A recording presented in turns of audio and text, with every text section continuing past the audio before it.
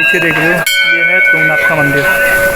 ये भी महाभारत काल से बना है और मिनिमम 5000 साल पुराना है और शिवजी जी का सबसे ऊंची हाइट का मंदिर है ये। हमारा यहाँ जाने का प्लान था बट अनफॉर्चुनेटली भी हम यहाँ नहीं जा रहे हैं, तो इन फ्यूचर कभी जाते हैं।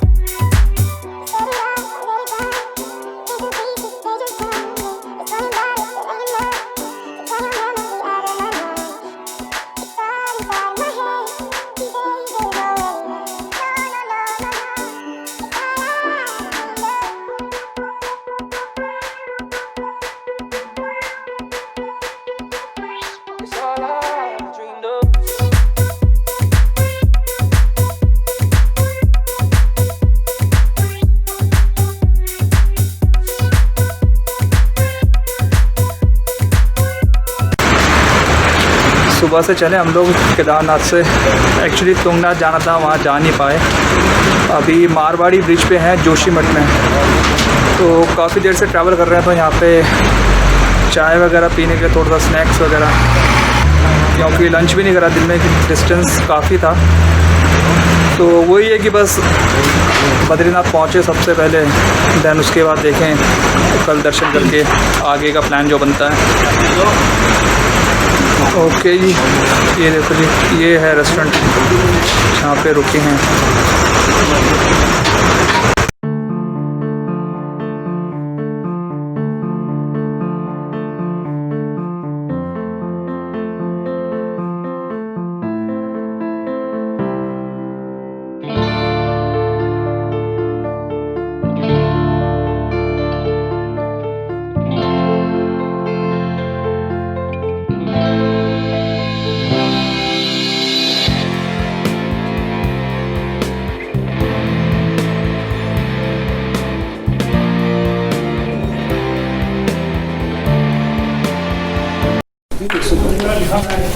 ये है जी हम लोगों का होटल, और रूम भी काफ़ी अच्छे हैं इसमें ना।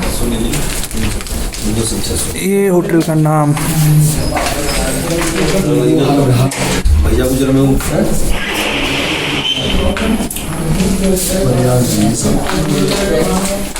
रूम दिखा देता हूँ।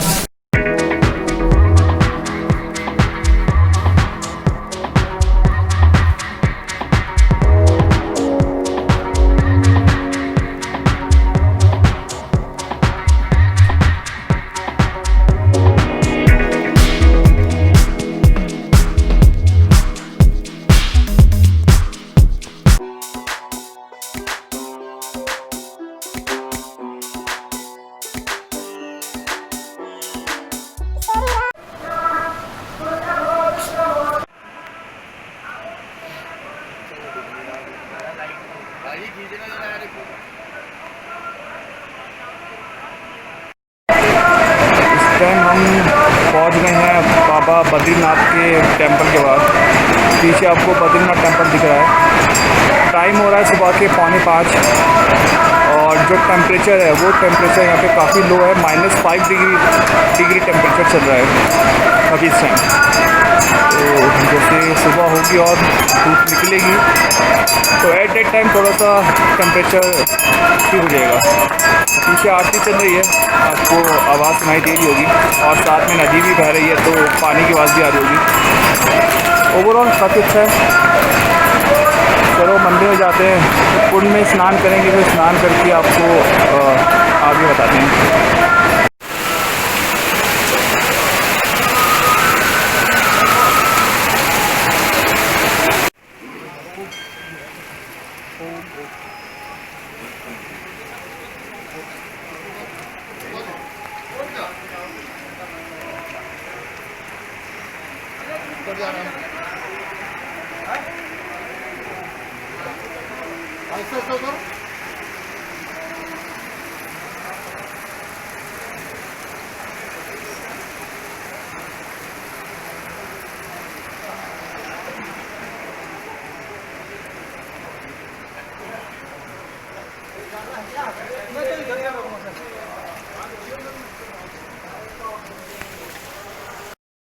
अभी ये जो आप पीछे देख रहे हो ये हॉट स्प्रिंग है, जिसको कुंड भी बोलते हैं, गर्म पानी का कुंड है।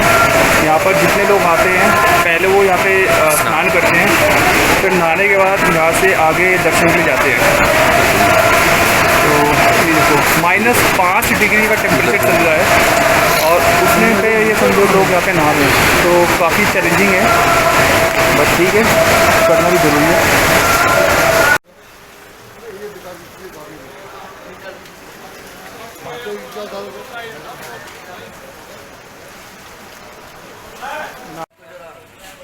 वो गरम है। ये है जी कुंड, हॉट स्प्रिंग। नीचे जो कुंड है ना वो मेल एंड फीमेल दोनों के लिए अलग अलग है, तो प्राइवेसी का पूरा यहाँ पे ध्यान है। ये जो आपको रेड वाला शेड दिख रहा है ना नीचे, ये भी कुंड है। नीचे से मैंने आपको दिखा है मेल वाला कुंड, उसके साथ में फीमेल वाला कुंड है।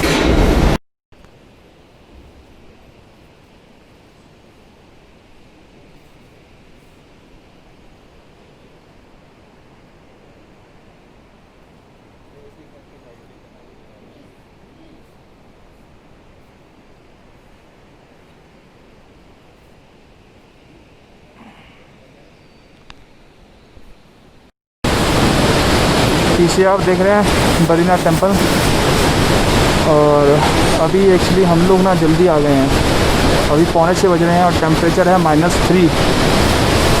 थोड़ी देर पहले -5 था, -3 हो गया है। तो अभी वेट करें मंदिर ओपन होने का। कपाट खोलेंगे सुबह 7 बजे।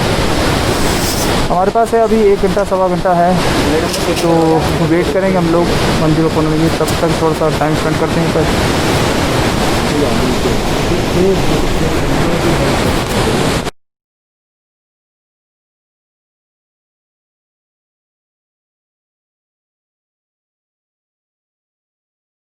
बोलो भगवान बद्री विशाल की जय।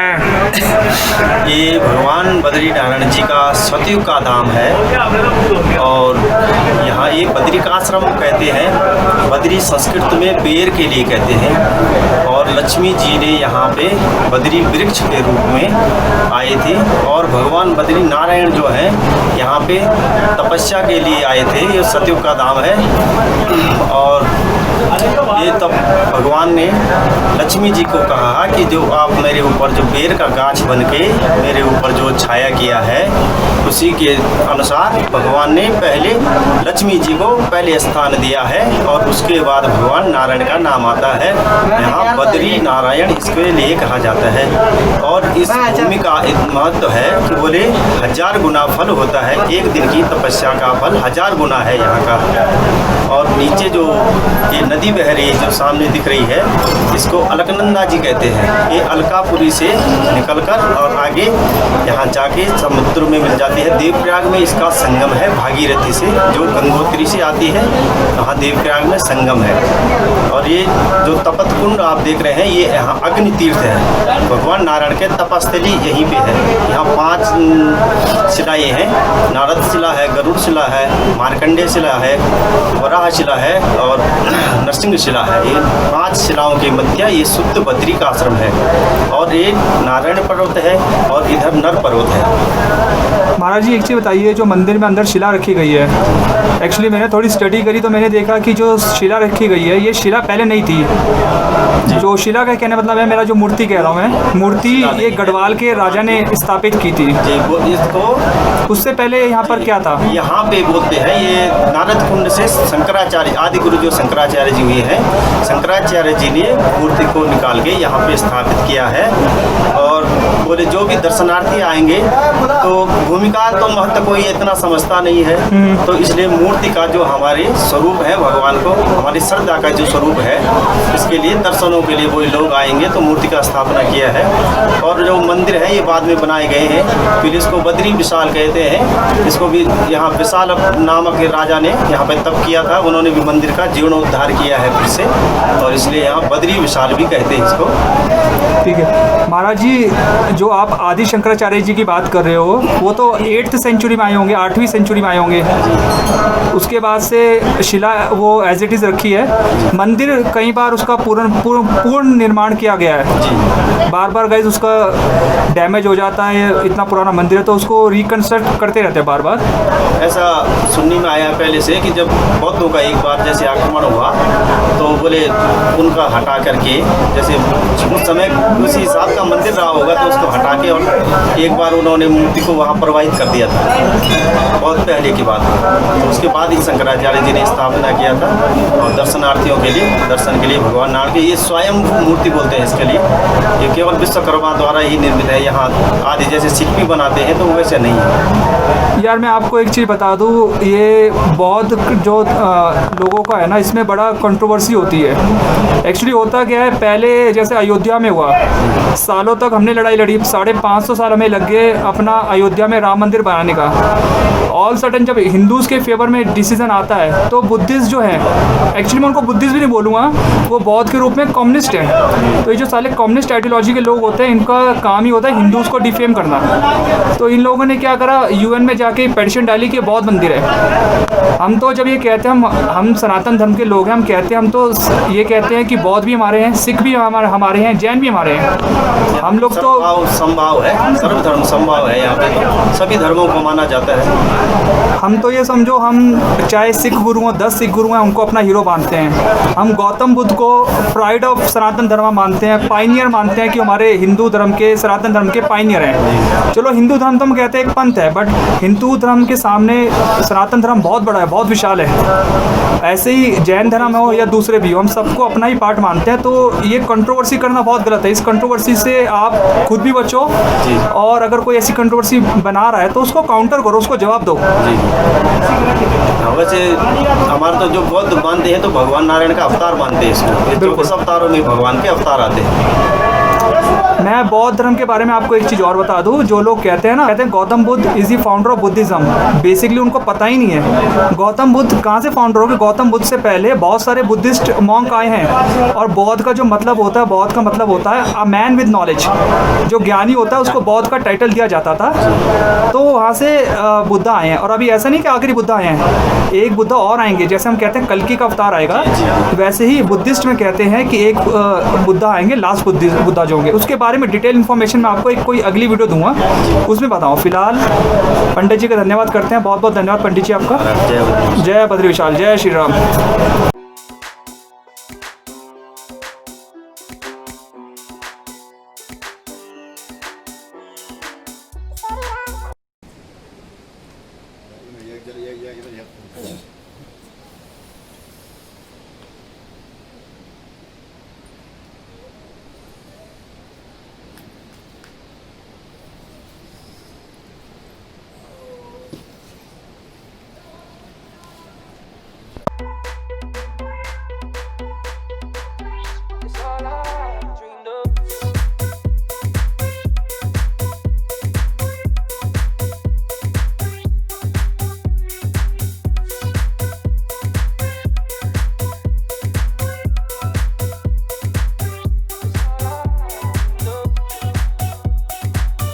ये है जी बद्रीनाथ टेम्पल।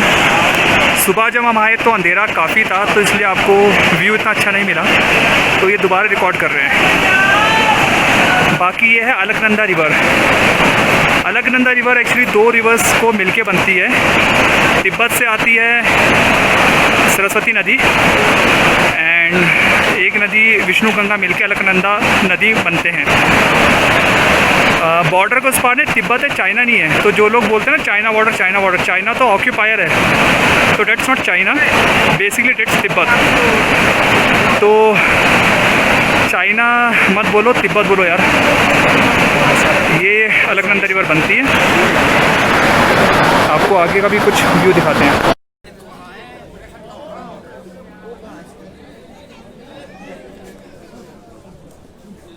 आ जाओ।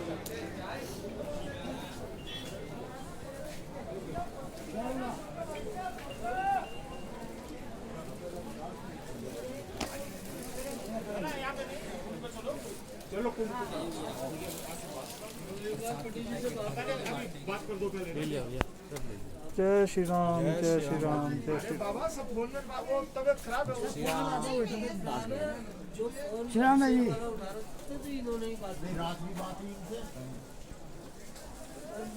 जो आपको घर, ये जो आपको घर दिख रहा है ब्राउन शेड में, जहाँ पेड़ है, ये मुकेश अंबानी का घर है, इंडिया के सबसे अमीर आदमी का घर बद्रीनाथ धाम में।